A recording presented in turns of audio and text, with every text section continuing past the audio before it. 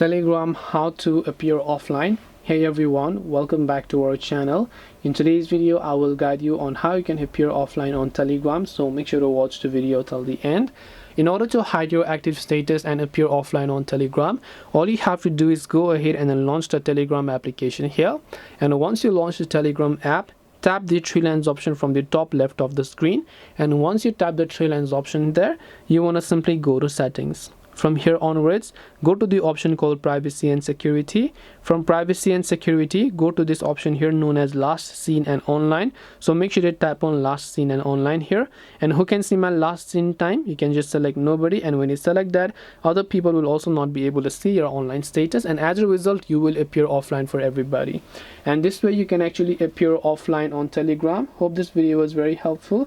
If you have got any questions, feel free to leave them down below. Thank you for watching till the end, and see you soon in the next video.